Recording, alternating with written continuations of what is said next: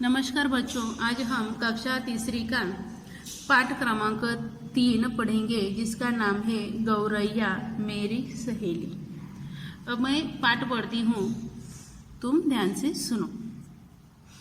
वह घोंसला बनाती, मैं बिगाड़ती।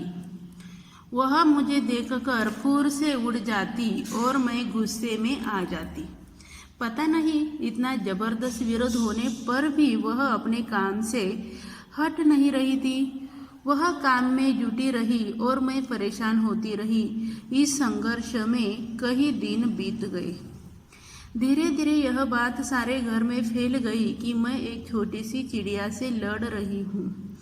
भाई साहब चिढ़ाते हुए पूछते, कौन जीता और कौन हारा? तक तेरे की थक गई, वह भी एक नन्ही गौरैया से।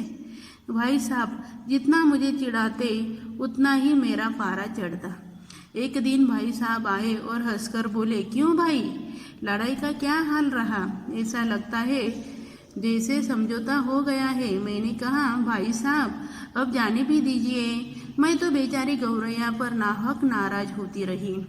यह तो बड़ी हिम्मत वाली निकली। मुझे तो इससे सबक लेना चाहिए कि मुकाबला करने वालों को कोई हरा नहीं सकता। भाई साहब आश्चर्य से मुझे देखते रहे और मैं खिलखिलाकर हंस पड़ी। आज भी वह गौरैया मेरे कमरे में है। अब उसके 2 बच्चे भी हो चुके हैं। मेरे कमरे में अब भी तिनके बिखरे हैं। उन्हें मैं चुनकर एक कोने में रख देती हूँ। अब गौरैया मुझे बुरी नहीं लगती, उसमें मुझे साहस दिखाई देता है। गौरैया अब मेरी सहेली बन गई है। देखो ये पाठ लिखा है हसन जमाल छिफा इन्होंने। अब देखो इस लेसन में ये पाठ पढ़कर हमारे ध्यान में आया होगा कि ये पाठ एक चिड़िया का है। गौरैया कौन है? एक चिड़िया, चिड़िया का नाम है। अब देखो वह घोंसला बनाती, मैं बिघडाती। बघा या चित्रामध्ये एक मुलगी दिसत आहे आपल्याला, ही मुलगी आणि ही चिड़िया। आता बघा वह घोंसला बनाती मतलब कोण आहे? चिड़िया घोंसला बनाती और बिघडाती म्हणजे चिमणी घरटे बनवत होती आणि ही मुलगी ते मोडत होती। वह मुझे देखकर फूर से उड़ जाती। बघा जेव्हा चिमणी घरटे बनवण्यासाठी काडी कचरा गोळा करत असत तेव्हा ही मुलगी जर तिथे गेली की चिमणी भुरकन उडून जायची और गुस्से में आ जाती। बघा जेव्हा तिने जमा केलेला काडी कचरा ही मुलगी उचलून फेकून द्यायची किंवा तिने बनवलेलं घरटं मोडायची तेव्हा चिमणी भुरकन उडून जायची आणि गुस्से से आ जाती, गुस्से में आ जाती आणि तिला राग येत असे। पता नहीं इतना जबरदस्त विरोध होने पर भी वह अपने काम से हट नहीं रही थी। बघा ही मुलगी काय म्हणते, का कुणास ठाऊक मी इतका जबरदस्त विरोध तिला करत होते, पुन्हा पुन्हा तिचे घरटे मोडत होते, परंतु ती आपलं काम सोडत नव्हती।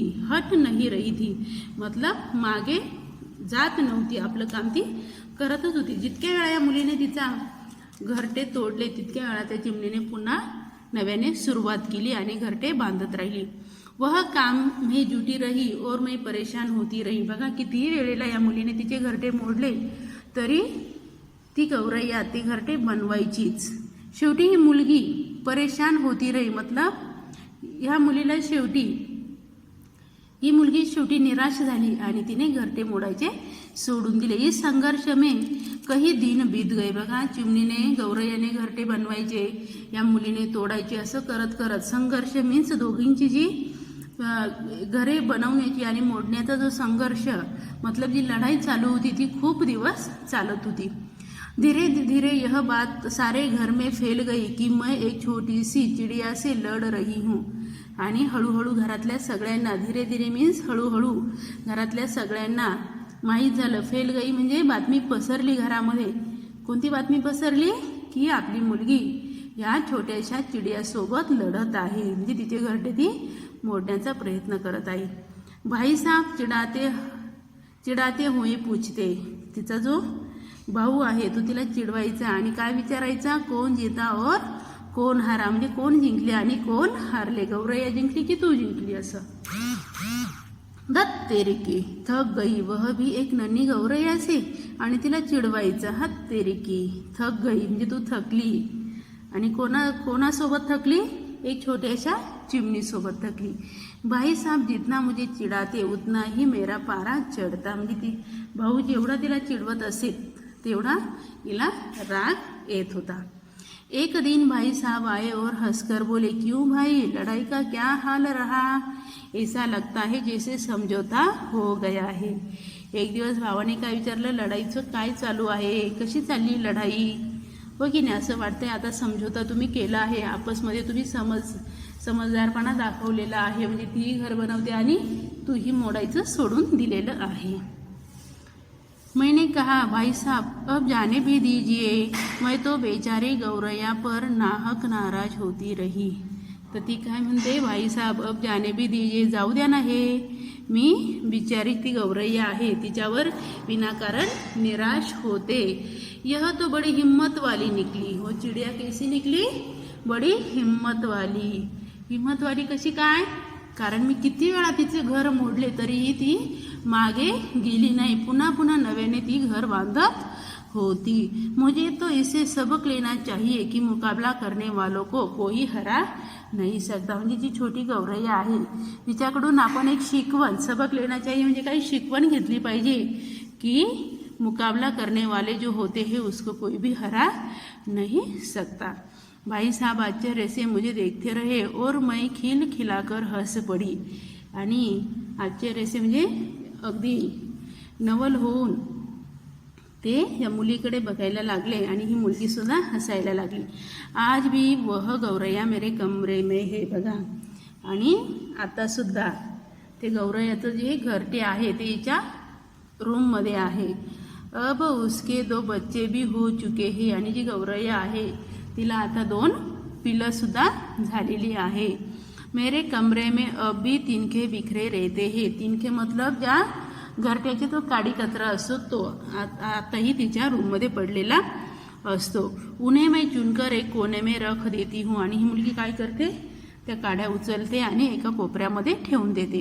अब गौरैया मुझे बुरी नहीं लगती, उसमें मुझे साहस दिखाई देता है. आता ती गौरैया आहे ती मला आता वाईट वाटत नाही, ती मला आता चांगली वाटते. तिच्यामध्ये एक साहस मला बघायला मिळालेला आहे. आणि आता ही गौरैया माझी मैत्रीण पण झालेली आहे. बघा, आता तुम्हाला हा पाठ वाचायचा आहे. आता आपण या पाठावर आधारित स्वाध्याय बघूया. पहिला प्रश्न आहे, किसी प्राणी की कहानी सुनाओ. जे एका प्राण्याची गोष्ट तुम्हाला ऐकवायची आहे. उत्तर दो. गौरैया क्या बनाती थी? बताओ क्या बनाती थी गौरैया? घोंसला. तो पूरे वाक्य में उत्तर देना चाहिए. गौरैया घोंसला बनाती थी. लड़की का पारा क्यों चढ़ता था? लड़की का पारा क्यों चढ़ता था? लड़की का पारा भाई साहब चिढ़ाते थे इसलिए चढ़ता था. गौरैया से कौन सा सबक लेना चाहिए? कौन सा सबक लेना चाहिए? कौन सा सबक लेना चाहिए गौरैया से? बताओ. देखो यहाँ दिया है, क्या है? मुकाबला करने वालों को कोई हरा नहीं सकता. तो गौरैया से कौन सा सबक लेना चाहिए? गौरैया से सबक लेना चाहिए कि मुकाबला करने वालों को कोई हरा नहीं सकता. गौरैया के कितने बच्चे हैं? कितने बच्चे हैं गौरैया के? 2 बच्चे हैं. किसी भारतीय खिलाड़ी की जानकारी का अनुवाचन करो. बघा, जे भारतीय खिलाडी आहे, प्रत्येक खेळामध्ये वेगवेगळे खेळाडू फेमस असतात, तर एखाद्या खेळाडूची माहिती जमवून ती वाचायची आहे आणि तशीच आपल्या वहीमध्ये देखील लिहायची आहेत. सही असेल तर राईट क्लिक करायचं, या गलत असेल तर रॉन्ग चिन्ह लगाओ. सही या गलत चिन्ह लगाओ. वह घोंसला बनाती मैं बिगड़ाती. सही या गलत? सही. तो हमें यहाँ राइट क्लिक करना है. भाई साहब जितना मुझे चिढ़ाते उतना ही मुझे आनंद आता. चिडवल्यानंतर हिला आनंद होत होता का? नाही. तर काय व्हायचं, तिला गुस्सा यायचा, म्हणजे हे रॉन्ग आहे. मैं तो नाहक बेचारी गौरैया पर नाराज होती रही. ये भी राइट है. गौरैया अब मेरी दादी बन गई है, सही या गलत? नहीं, गौरैया अब इसकी सहेली बन गई है, तो ये रॉन्ग है। अब देखो, चित्र को देखकर पक्षियों को पहचानो और उनके नाम बताओ। तर बघा, या ठिकाणी आपल्याला काही पक्ष्यांची चित्र दिलेली आहेत आणि ती चित्र बघून आपल्याला या पक्ष्यांची नावं सांगायची आहेत। बघा, आता हा पहिला पक्षी बघा, हे आहे झाड आणि हा जो पक्षी आहे तो झाडाला ठोके मारत आहे, झाडाला होल पाडत आहे। याला आपण काय म्हणतो? सुतार पक्षी, आणि हिंदीमध्ये याला म्हणतात कटफोडवा, मीन्स सुतार पक्षी, कटफोडवा हा शब्द 5 वेळा लिहायचा आहे। त्यानंतर दुसरा पक्षी बघा, बुलबुल। कोणता आहे? बुलबुल। छान तुरा याच्या डोक्यावर आपल्याला दिसत आहे। त्यानंतर हा पक्षी सगळ्यांनी पाहिलाच असेल, काय म्हणतात त्याला? बगुला, किंवा आपण त्याला मराठीमध्ये बगळा असे म्हणतो, बगुला। आता पुढे बघा, याला म्हणतात चील। काय म्हणतात त्याला? चील। तुम्ही गोष्ट ऐकलेली असेल, शिबीराजा आणि कोण होता तो? ससाना। ससाना मीन्स चील। आता पुढे बघा, हा पक्षी खूप उंच असतो, काय नाव आहे याचं? शहामृग, त्यालाच म्हणतात शुतुरमुर्ग। आणि हा तर सगळ्यांच्या ओळखीचाच असेल, उल्लू, किंवा त्यालाच म्हणतात घुबड। आता बघा, ही पक्ष्यांची नावं तुम्ही लिहायची आहे आणि हा स्वाध्याय देखील सोडवायचा आहे। आता पुढचा प्रश्न बघा, तुम्हारा बनाया हुआ चित्र प्रदर्शनी में लगाना है, बस्ते से निकालते समय चित्र फट गया तो तुम क्या करोगे? बघा, आता साहस की कथा या लेसनमधून आपण बघितलेली आहे। तर इथे तुम्हाला तसाच क्वेश्चन विचारलेला आहे, जर तुम्हाला तुमचं बनवलेलं चित्र प्रदर्शनमध्ये ठेवायचं आहे आणि प्रदर्शनामध्ये चित्र ठेवायच्याच दिवशी तुम्ही बस्ते से निकालते समय म्हणजे दप्तरातून काढण्याच्याच वेळीला तुमचं चित्र जर फाटलं तर तुम्ही काय करणार? तुम्ही गौरैयासारखं साहस दाखवणार की रडत बसणार, सगळ्यांना सांगत बसणार माझं चित्र फाटलं, हो की नाही? तर तुम्ही काय करणार हे तुमच्या प्रत्येकाचा अनुभव हा वेगळा असू शकतो, ते तुम्ही सांगायचे आहे। Okay, bye, thanks for watching my videos, please like and subscribe my channel.